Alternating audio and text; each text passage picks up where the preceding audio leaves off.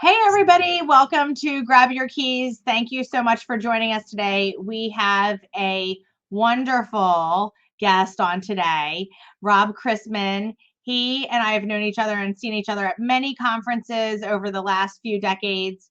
He has fantastic knowledge that he imparts on all of us every day in his Rob Chrisman Commentary.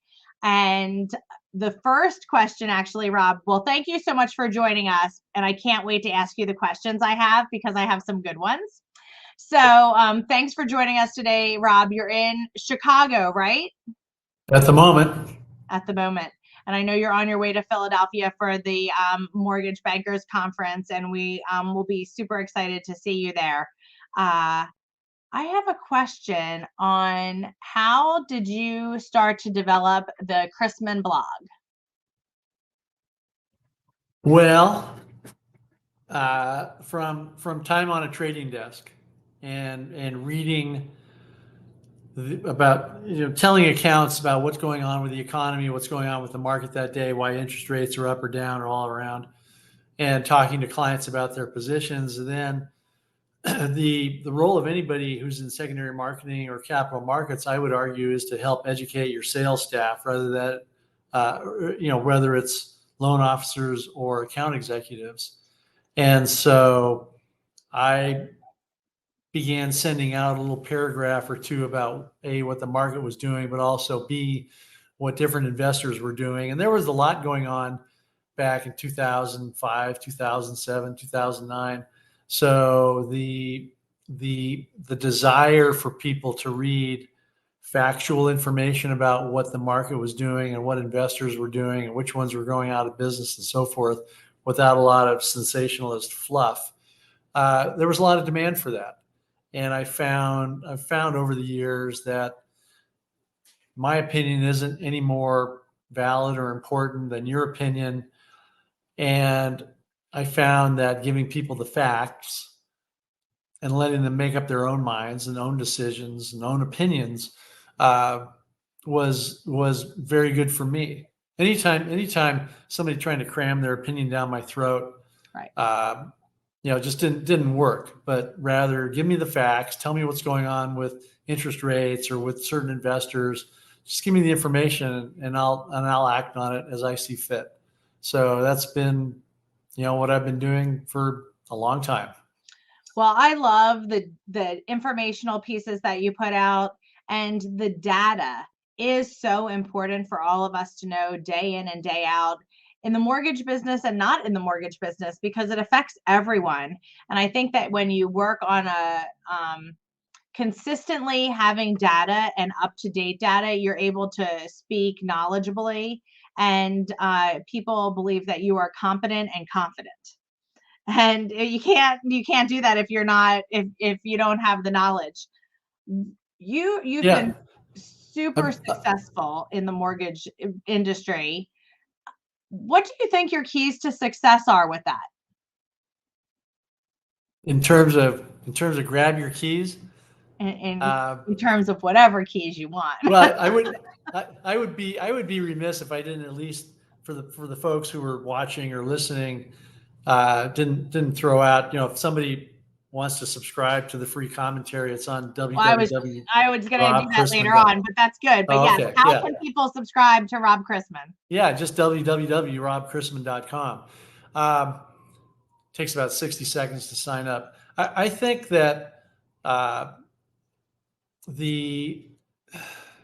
once again, the information that you give people, I found that if you give them the facts, they'll come back and read more, and they'll tell their friends and so forth. And yeah, I put some interesting statistics in the opening paragraph, the things that interest me, and then we throw in some humor at the end.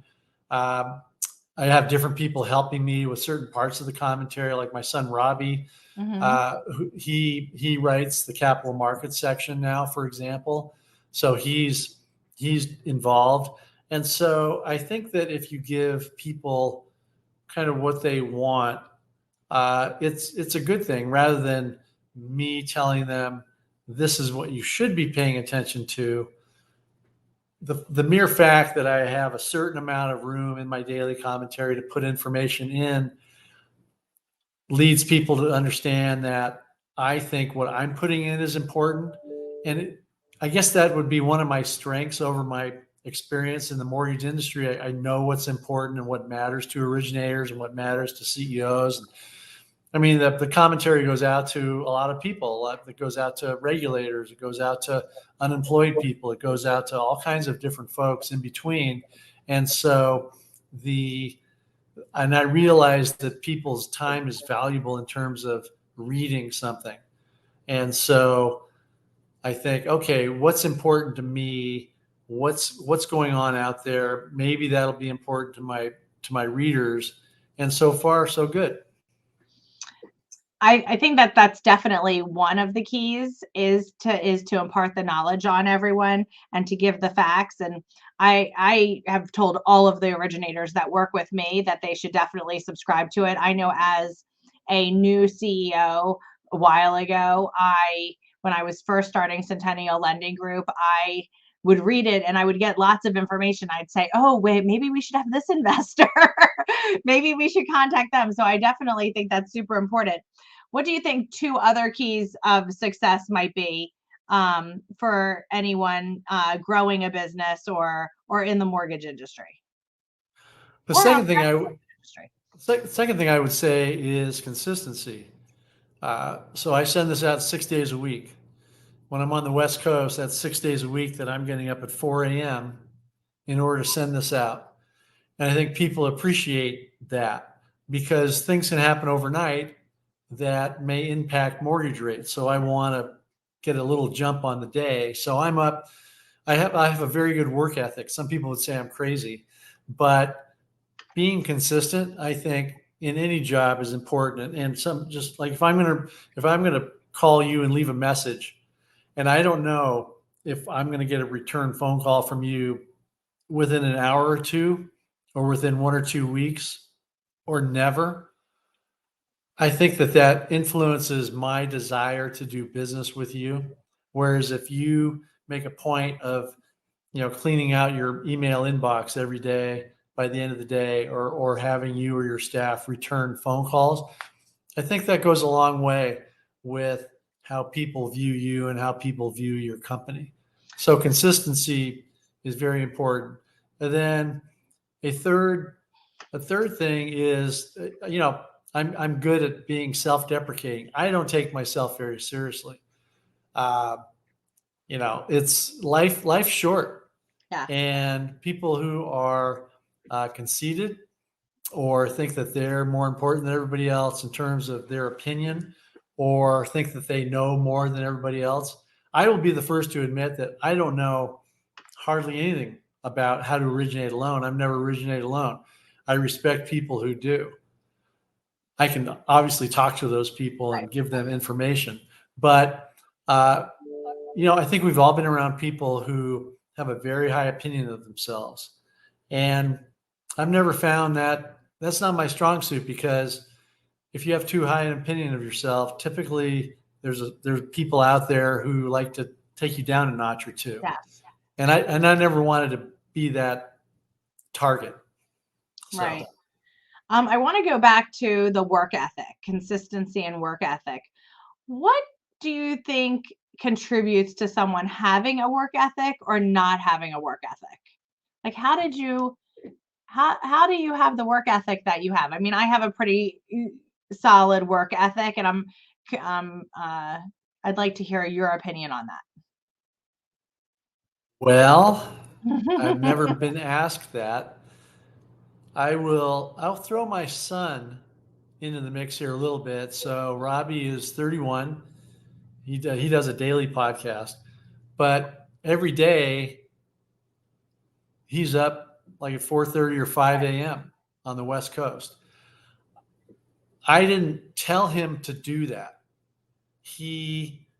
I said, Robbie, if you want to be good at this, make some money, but also have an impact on people.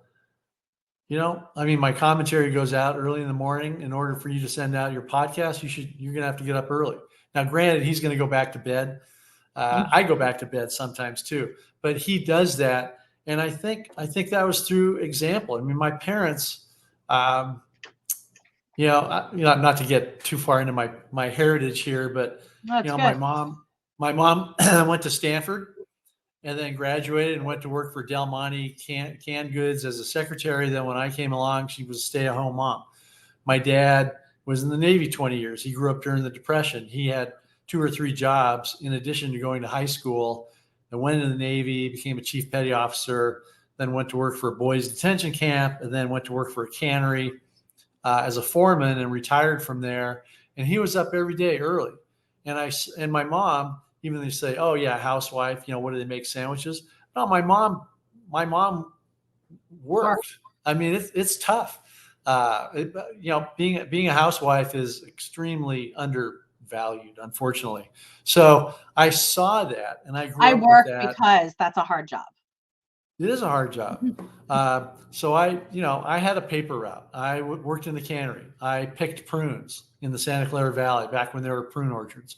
I did those things because I guess my parents and my grandparents were like that. Right. So what about you? So I do think that at times and it's inherited and that you live by example. I think that it's also something that is a learned behavior. My mom was a stay-at-home mom, but worked. Made sure that we had dinner on the table every night. Made sure she got up, got showered, got dressed, got the kids. She still gets up, she gets showered, get dressed, and if grandchildren or anyone needs to get anywhere for us, she gets them to everywhere they need to go. If we can't go to a football game or a basketball game for some reason because we're working, she makes sure she's there. She takes her job very seriously. My dad, an attorney, works very hard. So I have just learned that if I wanted to be successful, and maybe I wasn't the smartest, maybe I wasn't the prettiest, maybe I wasn't the most popular, but I had control of working hard.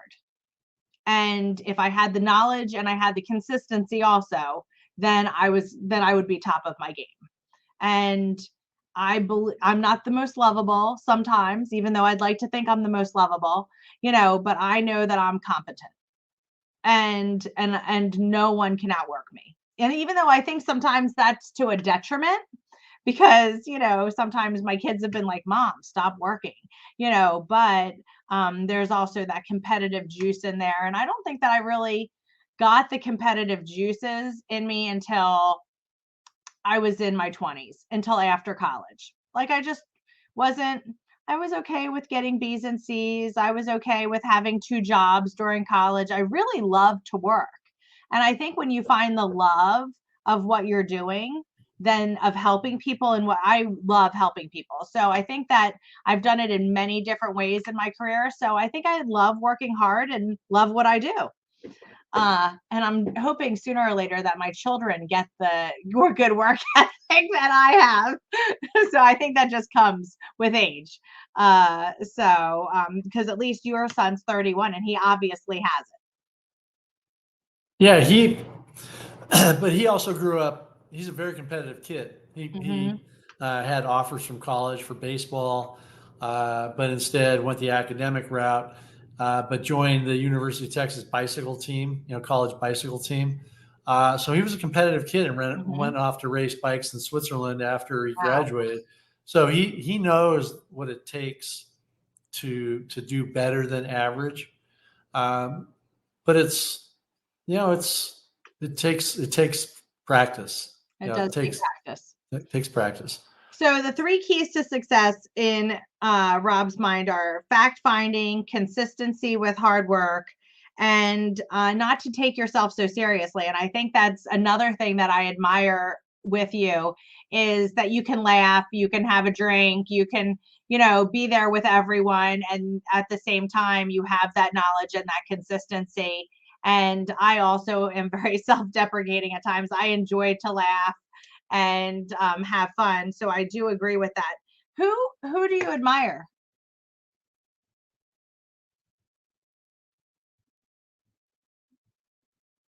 You mean like living or dead or historical or Anything, somebody I know? Anybody? whatever you want. Well. When I decided to do these questions, I wanted to like inside the actor studio with James Lipton type of feel. So That was a good show. That was a good it was show. a He did good a good show. job. He He did do did a a good good job. job. The people, I won't narrow it down. The people that I admire at this point in my life are the people who can physically do what they want to do. For example, Steph Curry. Yeah, call him the greatest basketball player ever or not. You have to put him in the top 10. Right. And he's only 6'2" or 6'3". And yet he has that work ethic to be able to think, okay, I need to go from point A to point B, and I have the ability, but it takes something more. It takes that mental capacity, it takes that drive to do that, to go from point A to point B. If you are a marathon runner, you can't just go out and run a marathon. You have to you might have the physical ability, but it's a mental game. And so I think that when you watch a basketball game or football game or baseball or whatever, you don't see what goes on behind the scenes there. But I admire those men and women athletes who not only have the physical ability, but have the drive and the passion in order to do that. I don't. I was never, I was a good basketball player. I still play basketball. I bike ride. I'm active, but I was never all that competitive after I left high school. Right. I just didn't have that drive.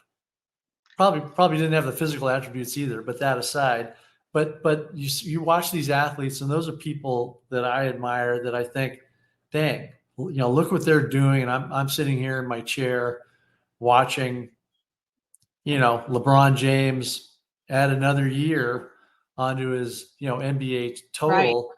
And that's an amazing accomplishment. And those athletes are really, and if you meet them, if you happen to be like in a hotel lobby watching these pro basketball players walk by, or meet people in person, you think, holy smokes, yes, they're endowed with certain physical attributes, but there's something more.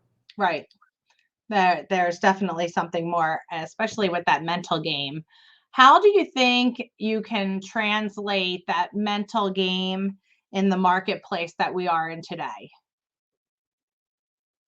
Well, the environment that we're in now, one with higher rates, lower volumes, lower margins, it's a very, very tough environment. And the companies that I see out there who are doing okay, and the loan officers that I see out there that are doing okay, are the companies and the individuals who realize that this isn't some kind of glam profession, that it takes consistency and drive and dedication and knowledge to put all those things together. And also the ability to think, all right, we're in a tough situation. Yeah, at some point things will come back, but we can't just sit there and wait for things to, quote, come back. We have to be able to adapt to the current environment. We have to be able to hit a curveball. Right. We have to be able to climb that hill on our marathon, kind of thing. And so what I'm seeing out there among companies and individuals is a very pragmatic approach to where we are now, and not hoping interest rates are going to come down or hoping inventory is going to pick up in the real estate world, but just saying, here's the environment. We need to figure it out. Right. Hope Plain is and not a simple. strategy. Right. So, if you had to change your career, what career would you be? A basketball player? Sometimes park ranger sounds pretty darn good. Yeah, park ranger. Get to walk around outside, check everything out, enjoy the fresh air. Yeah, there's not a lot of stress. Yes. You're surrounded by some really neat things, and generally speaking, you're probably surrounded by people who are there because they want to be there and they're having a good time and they're enjoying the outdoors or whatever.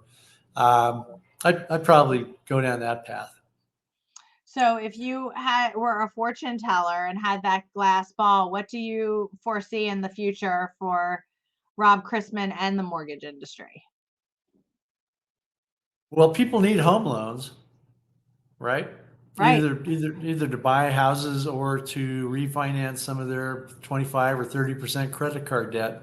right. So people need loans, and there is equity out there. And I think as an industry, we'll continue to do okay, but not to the 2020 and 2021 standards of volume and margin and all that, but back more towards historical averages. So that's what I would say for my crystal ball in terms of the industry. In terms of me, I don't even know what I'm going to have for lunch tomorrow, Right. as I like to say. But I'm going to keep doing what I do and hope that people keep reading and listening and so forth. And so, when I tell people when I get tired of doing it, I'll stop doing it. But until then, I'll just keep plugging along. Right. Well, Billy Joel said that he would do his residency at Madison Square Garden for as long as the seats were sold out. And now he's going on a decade of the seats being sold out. So you might have to just do it forever. Billy Joel has a good gig. I guess he helicopters in from his Long Island home once a month, Yeah, lands once on a the month. roof or something, Lance, comes yeah. down, does the Sings for show, 2 or 3 hours, heads helicopters back. back. Yeah. So that came to mind when you said that. And I do agree that we are bright and shiny. I think I said on the Mortgage Collaboratives podcast when I was on there with you, I do think that we're here for the consumer to help them with their consumer debt, to restructure the equity in their homes. And we were that bright and shiny light during COVID, and we can do that again in the economy that we're in right now in helping people with their consumer debt. People I just did a statistic on American Dream that I was on yesterday that 38% of people own their houses free and clear, yet a lot of them have credit card debt. So if you own your house free and clear and you're paying 22% on credit cards and the average is $100,000, then you don't own anything free and clear. So Right. in all reality, and you're not getting a write-off on that on that credit card either. So thank you for being on Grab Your Keys. I appreciate all you do for the mortgage industry. I always look forward to seeing you and talking to you at the different conferences that we're at. And I appreciate you. Thank you. And vice versa. Thank you. So everyone, if you like this podcast and you like what you heard, please share it with friends. We look forward to seeing you next time on Grab Your Keys.